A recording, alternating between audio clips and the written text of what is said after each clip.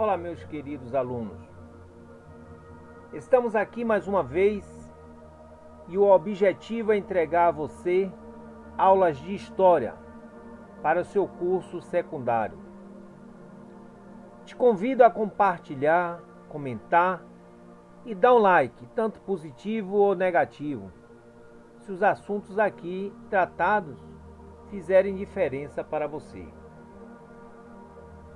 Quero lembrar a você que o seu corpo chega onde sua alma chegar. Então, te convido a ir longe, muito longe. Vem comigo. Outra coisa, quero lembrar que sua história de vida te leva em um lugar que você não chega sozinho. Quero estar com você no pódio do primeiro lugar dos vencedores. Eu acredito em você. Então vamos lá. Estou aqui para acabar com esse vírus que está impedindo você chegar ao saber. Se o novo normal agora é o mundo virtual, então vamos juntos tocar o terror e mudar o jogo. Nada de ficar em casa parado, é hora de estudar. Vamos viver agora a história hoje. Nestas aulas, você vai começar a estudar os principais assuntos de história que podem aparecer na sua prova de ciências humanas do Enem. Uma pergunta quero te fazer. Será que a sua escola está equipada e oferece internet para os alunos e professores? Será que você, como aluno, tem um canal aberto com a sua escola? Vamos refletir nisso. Enquanto isso, eu te ofereço aqui aulas virtuais totalmente gratuitas para oferecer suporte nas suas matérias enquanto a vida não volta ao normal. Espero que você aproveite essa proposta de aprendizagem. Não esqueça de dar o seu like, positivo ou negativo. Faz a diferença. De compartilhar para mais colegas desfrutar dos conhecimentos que lhes serão úteis no canal. Eu sou o professor Bernardino Gaioso, no projeto Convídeo. Professor Convídeo é uma iniciativa de quem acredita na libertação através dos conhecimentos. Estamos aqui hoje com o conteúdo de História Geral, aula número 6, e vamos abordar o legado cultural dos impérios romanos e grego. Esse assunto é para a turma de primeiro ano e eixo 6, e uma revisão para as outras turmas de segundo e terceiro ano. Então, fiquem aí acompanhando, peguem caneta, papel, se acomodem num canto, chamem a turma para assistir e acompanhar essas aulas. Depois, se fizer a diferença, gostaria que você fizesse um compartilhamento e desse um like, tanto positivo ou negativo. Isso influencia muito. O YouTube gosta de saber se você gostou ou não gostou. É muito importante essa sua participação. A influência cultural das civilizações da Grécia Antiga e de Roma. Esse é o nosso tema de hoje. Vamos revisar a influência cultural das civilizações da Grécia Antiga e de Roma. Haja vista que conceitos como democracia, filosofia, teatro e artes em geral, arquitetura, sobremaneira na dita sociedade ocidental, receberam contribuições significativas dessas importantes civilizações. Democracia, filosofia, teatro e arte em geral, na arquitetura. todas essas receberam influência na sociedade ocidental, influência das civilizações grega e romana. Vamos lá. O rico legado cultural grego. O rico legado cultural grego deixou marcas simbólicas e permanentes em toda a história da sociedade ocidental, mundo ocidental. O ideal de beleza, impresso pelos gregos em suas obras artísticas, bem como o grande afinco que dedicaram às suas obras arquitetônicas, científicas e filosóficas, consiste em um marco cultural sem precedentes.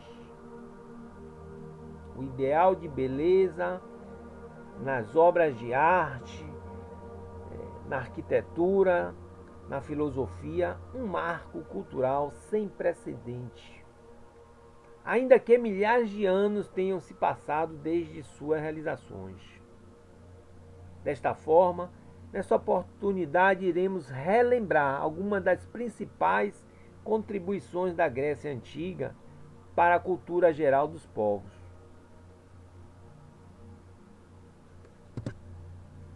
Na história, são da Grécia Antiga alguns dos principais estudiosos a tratar a história, independente da tradição mitológica e religiosa, como um conjunto do conhecimento específico. Heródoto, que tem a cunha de pai da história, que quando dedicou-se a relatar os acontecimentos das guerras médicas, conflito esse entre gregos e persas, pelo domínio de áreas comerciais do Mar Egeu. Olha que isso está na história da Grécia, um assunto que nós tratamos na aula 4. Autores como Xenofonte, Sócrates, Tucídides relataram o que presenciaram durante a Guerra do Peloponeso. O estresse da correria deu enxaqueca?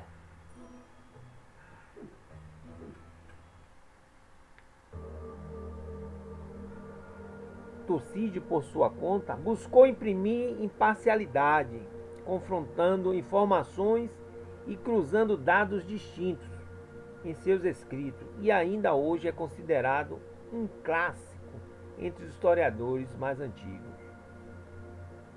Veja que riqueza, que material foi deixado por esses povos. Filosofia que teve um espírito crítico grego, levou a questionar absolutamente tudo. Em se tratando de filosofia, é impossível conceber o conceito acerca do tema sem considerar a primazia grega. Sem considerar a primazia grega, estou dizendo, para o desenvolvimento deste campo do conhecimento. O forte espírito crítico grego os levou a questionar absolutamente tudo, desde a transformação do caos em cosmo até a conduta humana dentro da sociedade. Suas correntes filosóficas e personalidades influenciaram até os dias atuais as concepções filosóficas em geral. Veja, meus amigos, meus alunos, o espírito crítico grego, que ele analisa desde a transformação do caos em cosmo, ou seja, da transformação de quando a Terra explode o caos e vira o cosmo, né? E a conduta dentro da sociedade. Os primeiros filósofos gregos teriam surgido por volta do século 6 a.C., 600 anos antes de Cristo, ou seja, há 2.620 anos. 2.620 anos, né, buscaram compreender como e por que os fenômenos naturais ocorriam. Fenômenos naturais é como chuva, sol, mar, água, pedra. Desta maneira passaram pela história como filósofo da natureza, ou então chamado de pré-socráticos. E de certa maneira buscavam compreender a origem de tudo e todos a partir de uma substância material específica.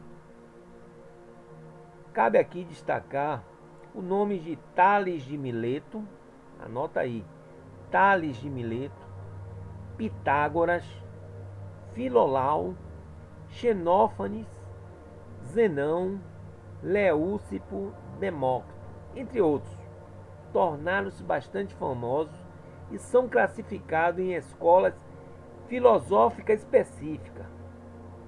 A escola jônica, a escola pitagórica e Leatra, atomista. Esses filósofos que eram considerados filósofos que estudavam a natureza, ou pré-socráticos. Pré-socrático significa antes de Sócrates. Hein? Vamos lá com Sócrates.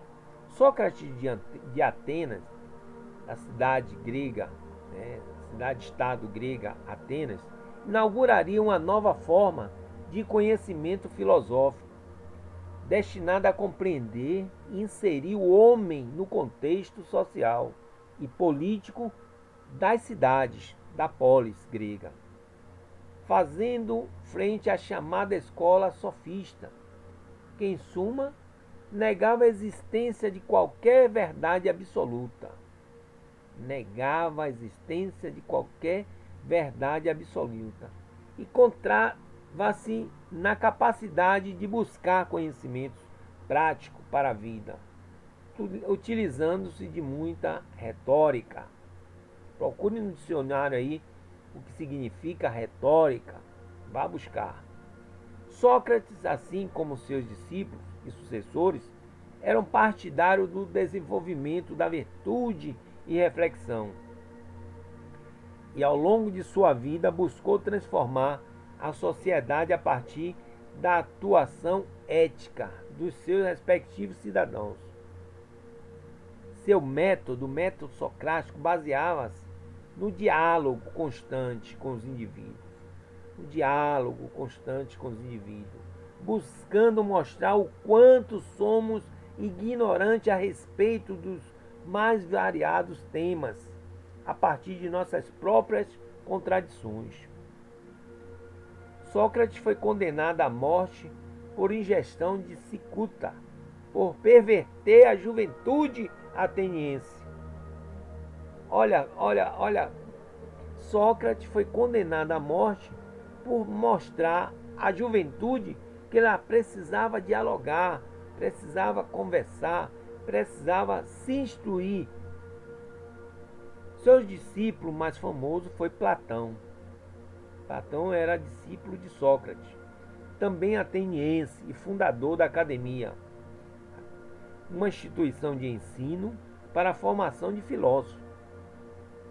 Haja visto que Sócrates, aquele que morreu por cicuta, ingestão de cicuta, por perverter a juventude, por pedir para a juventude estudar, dialogar, sair da ignorância, Sócrates não tenha deixado nada escrito, pois coube justamente ao filósofo Platão registrar os ensinamentos do mestre Sócrates.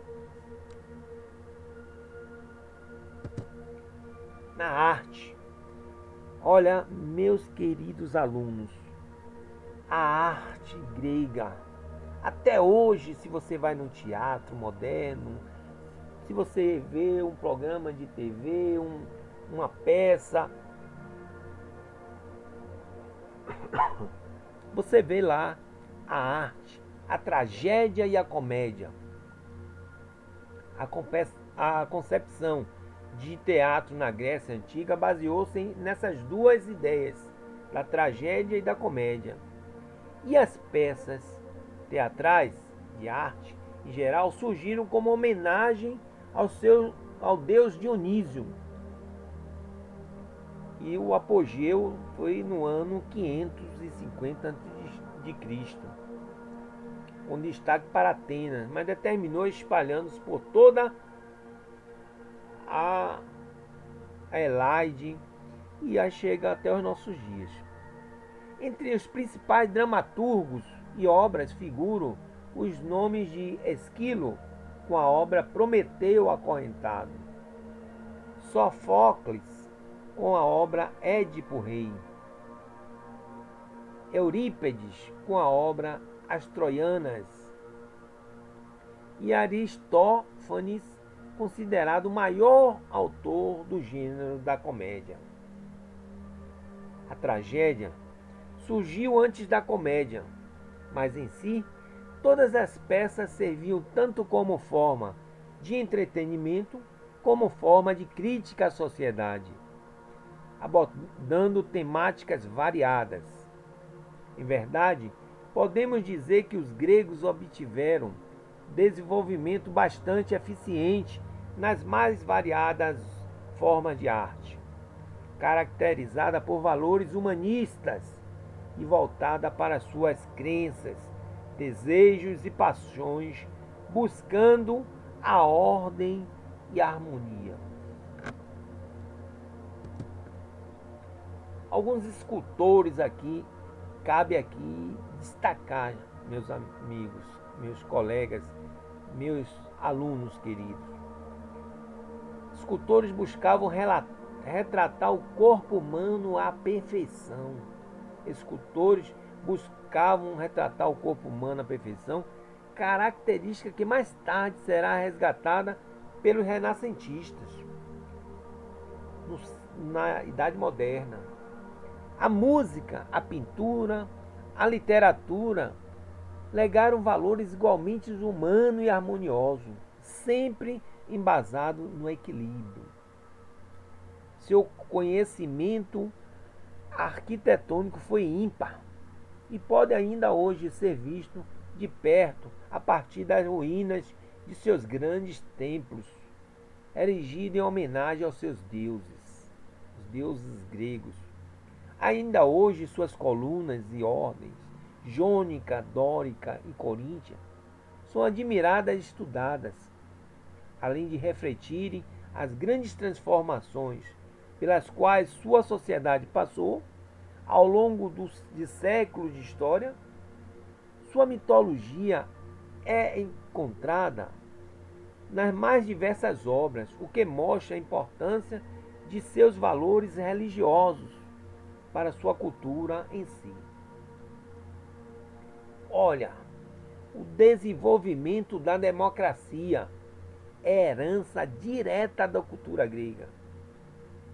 A democracia que nós conhecemos hoje, que você vai votar nos seus candidatos para governar, representar você, representar nas câmaras de vereadores, nas assembleias legislativas estaduais e federais, no Senado, para votar em seu prefeito, no seu governador e no presidente. Essa mesma democracia é uma herança direta da cultura grega.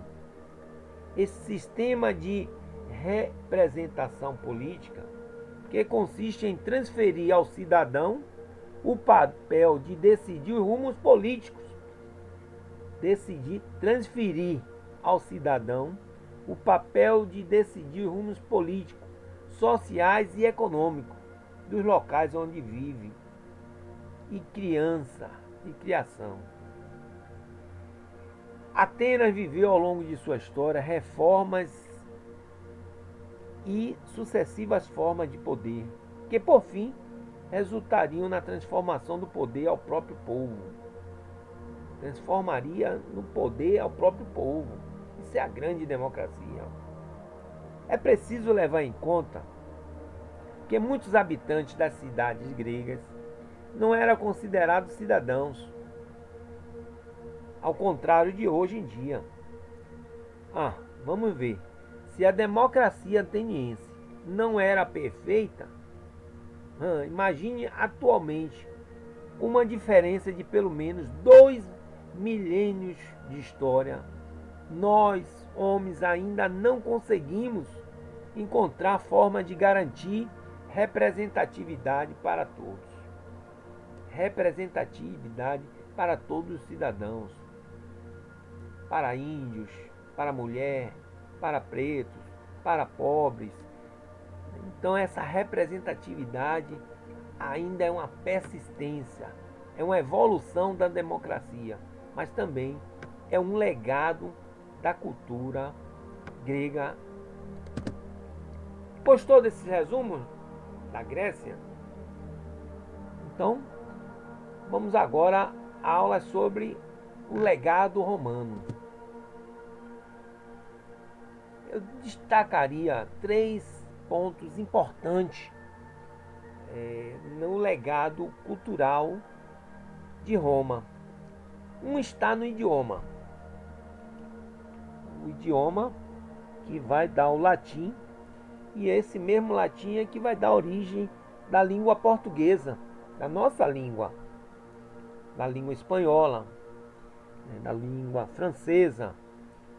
Outro ponto importante é o religioso, que os romanos eram politeístas até a ascensão, o surgimento de Jesus Cristo, a ascensão cristã. Outro ponto importante são as divindades, com outros nomes e representação. Júpiter, Zeus, Minerva, Atena, entre outros. Do ponto de vista, pode-se dizer que os romanos não foram muito originais. Eles copiaram algumas coisas da Grécia, embora tenham desenvolvido tradições próprias e baseadas em elementos etrusco-latinos, como por exemplo o idioma. Todavia, grosso modo, o que se verifica é a apropriação romana da cultura grega em geral, já que existe a proximidade e suas relações no Mediterrâneo. No campo religioso, como foram politeístas até a ascensão cristã, ao fim do império, suas divindades eram ligadas ao cotidiano geral da civilização, e suas cerimônias estavam muito inseridas em assuntos militares, em assuntos agrícolas, em assuntos de arte e até mesmo no comércio, porque aquela região de Roma e da Grécia, por estarem muito próximos dos mares, muito próximos, então eles trabalhavam, eles faziam muito essa arte do comércio, de trazer e levar mercadoria de outros locais. Desta maneira, as divindades se assemelhavam ou assimilavam às divindades gregas, sempre com outros nomes e representações. Esses são os 3 pontos que eu destaco, na cultura romana. Mas tem muita coisa a mais. O teatro. O teatro foi intensamente explorado pelos romanos, tanto que as obras de Homero e os outros grandes autores gregos foram traduzidos para o latim, que é a língua romana. Nomes como Políbio, Tito Livio e Plutarco figuram como grandes historiadores. Algumas das principais obras biográficas de governantes, de generais, entre outros, próceres da antiguidade, são de autoria de Plutarco. Tito Livio, esse escritor, escreveu a obra História de Roma, composta nada mais, nada menos de 142 volumes. Olha que riqueza de conhecimento, que documento nós ficamos com esse legado. Durante o governo de Otávio Augusto, Roma viveu o período de ouro de sua cultura. Por todo o império, principalmente a capital, recebeu um grande número de obras arquitetônicas, com influências variadas, como por exemplo o arco na arquitetura, e abóbada. O arco, meus amigos, é aquela formatura que vocês veem nas igrejas. Normalmente nas igrejas, né, eles têm aquela coisa arqueada, né, aquela abóbada que você vê ali naquelas igrejas hoje de característica romana. Mas a Europa toda você encontra essas igrejas, esses monumentos, arqueodutos. É fabuloso a manutenção e a conservação dessa história arquitetônica que a Europa faz. É uma pena que o Brasil, lamentamos, não dá valor à história, não dá valor aos nossos sítios arqueológicos. O povo ainda não está compreendendo que conservar e compreender a história é ter vida para sempre. Mas infelizmente a gente vai chegando. Esculturas apresentavam conquistas militares e grandes feitos. O entretenimento criado entre elas, as arenas dos gladiadores. Quem não assistiu o filme Gladiador, hein? Você viu ali no Coliseu o escravo brigando com os leões, os gladiadores com gladiadores, e o povo eufórico, o povo vibrando, torcendo para que um morresse, torcendo para que o leão devorasse aquele lutador. Era aquela tristeza de alegria que o Estado fazia com o povo. O Coliseu, certamente, a mais famosa, era o palco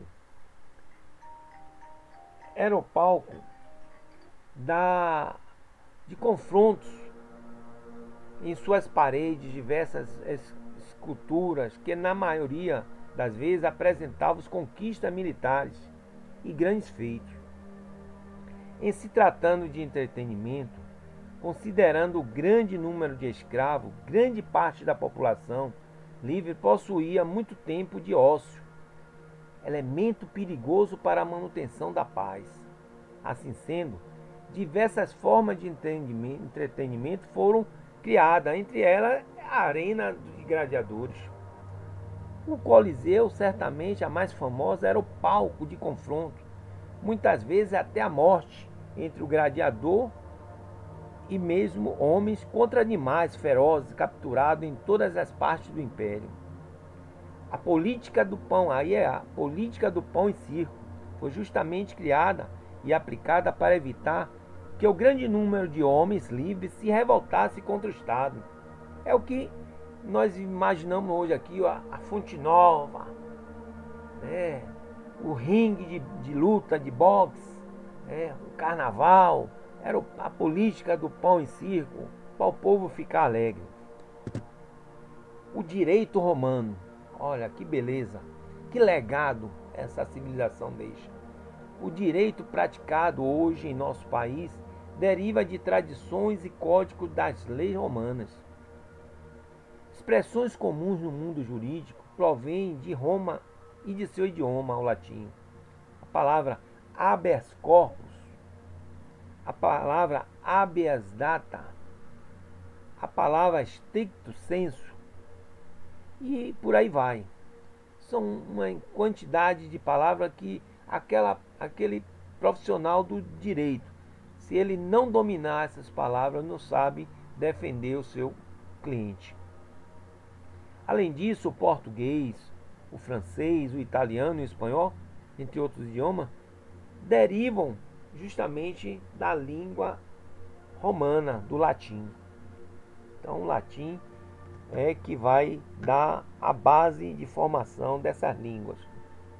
Então, por isso que Latinoamérica significa que os povos que moram na Latinoamérica ou na América Latina falam a língua descendente dos latim, português e espanhol. Ok? Outra grande contribuição cultural romana foi o direito, já falei. A filosofia latina foi profundamente marcada pela filosofia grega. O imperador Marco Aurélio foi considerado um dos grandes filósofos estoicos. Além disso, algumas expressões, já falei do habeas corpus, que é para liberdade, é o direito de sair de liberdade, né? Habeas data, direito de data, e assim. No início do Império, a partir do governo dos primeiros imperadores, o cristianismo era perseguido. A doutrina baseada nas pregações e vida de Cristo foi proibida e perseguida, por isso que muitos cristãos eram mortos. Os cristãos perseguiam, tanto antes de nascer Jesus, como quando ele já estava tinha nascido e ele era perseguido, né? E também quando ele já vem, ele é crucificado pelo Império Romano.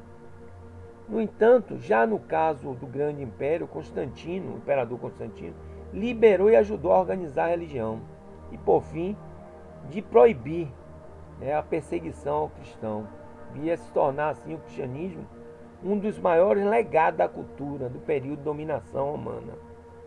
Basta observar que a própria hierarquia da católica segue o padrão do império, sendo o Papa, dentro da doutrina católica, comparado à figura do imperador. Mais ou menos isso aí. Bom, meus amigos, meus colegas, meus alunos, aí tem um mapa, você pode ter a dimensão da Grécia, de Roma. Ela atinge praticamente toda a Europa, a Ásia, continente africano. E aí ele tem uma extensão muito grande. Temos aí uma foto que você pode ver e admirar. Essa foto não foi tirada do WhatsApp, na época não tinha, né? Isso aí é uma simples, né, uma amostra de como era glamourosa a presença do imperador. O povo vibrava. O Coliseu, olha que arquitetura, que beleza. Ainda restou esses pedaços aí, depois de tantos anos, ainda restou aí. Está lá em Roma para você ver e conferir essa beleza dessa construção. Aí é um mapa também que fala da Grécia, né? Onde a Grécia atinge. Temos mais outra construção grega, romana. Bom, finalizando aqui, quero dizer obrigado e já dizendo até a próxima aula. Essa foi a sexta. Nós trabalhamos aqui. Quero dizer que essa pesquisa e produção está de responsabilidade do professor Bernardino Gaioso, que sou eu, professor de História. Meu endereço aí, fica aí o bngaioso@gmail.com. Você pode fazer suas críticas e sugestões. Gostaria disso. E também ainda peço, para finalizar, não esqueça de dar o like, ou positivo ou negativo, e compartilhe. Ok? Então até a próxima aula. Fica aí e bora estudar. Nada de ficar parado. Nós temos a nossa fonte de pesquisa aí, onde você pode buscar muito mais coisa. Nessa fonte de pesquisa você pode ampliar. Você pode buscar muito mais conhecimento. Porque a história é fascinante. Principalmente agora, nesse momento onde a gente precisa ficar em casa para resguardar da pandemia. Vamos buscar, vamos estudar, vamos procurar saber o nosso passado e entender o hoje para construir um amanhã de beleza, de harmonia e de construção de uma sociedade. Muito obrigado a todos vocês.